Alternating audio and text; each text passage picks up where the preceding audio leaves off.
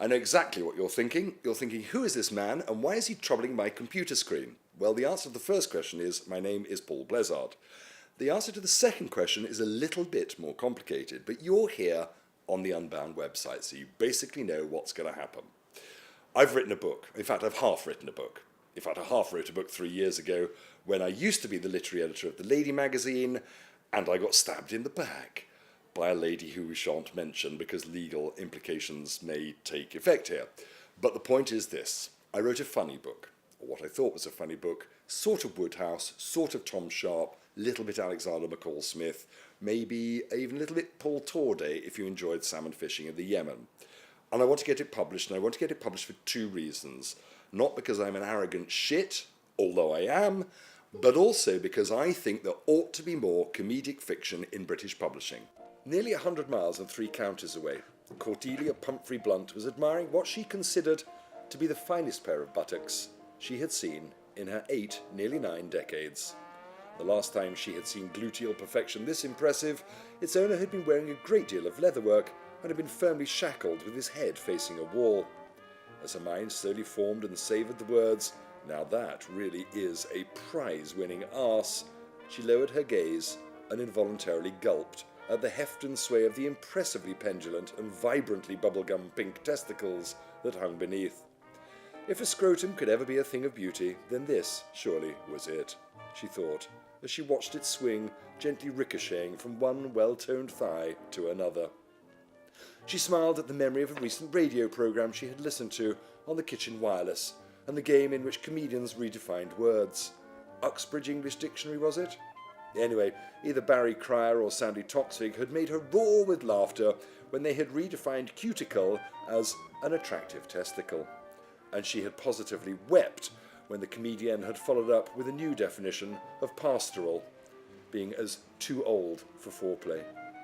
Refixing her attention on what she considered to be her rear of this year, the shape of her mouth went from a mildly entertained smile to slight wistfulness. Such a shame it's not on a vertical biped, rather than a bovine quadruped.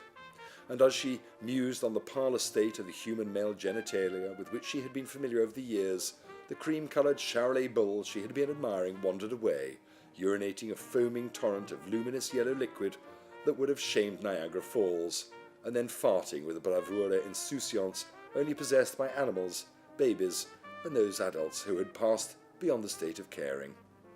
It rather spoiled the poignancy and grace of the moment, Cordelia thought. Still, business is business, and this fellow would be worth his weight in gold once she'd bred from him, won some prizes, and then started sending out straws of his essence to serve his grateful Charolais heifers across the nation. We all read the great stuff. We read the Martin Amis, we read the Will Self, we read the Julian Barnes. We love them. But sometimes you don't want a 15-course bespoke meal cooked by a chef with a hat and the signature apron. What you want is some comfort food. And I've written some comfort reading. And I agree it's not fashionable. And I agree it's not hard-hitting. And I also agree that maybe it's not going to make you think too much. But if you like to lie in bed of a night, or sit on your sofa by the fire with a pair of dachshunds for foot warmers, then this is the thing for you, because it'll make you laugh. It says that it's okay to be us, and it's okay to be English, it's okay to be a bit snobby, or a bit not snobby, but it's okay to have a bit of fun.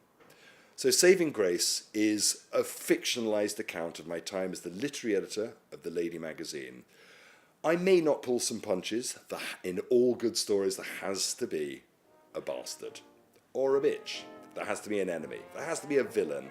I've got 2 really juicy ones for you. If you like something that's interesting to read, something that lifts the veil on one of Britain's oldest magazines, something that gives a little bit of a snapshot on what it means to live in Britain in the 21st century and to be class aware, and if you like really good characters that you can weep over, laugh with, and have some fun reading about, then Saving Grace just might be the book for you. I hope you enjoy it, and if you don't, please don't ask for your money back, because I've spent it. Thank you for listening.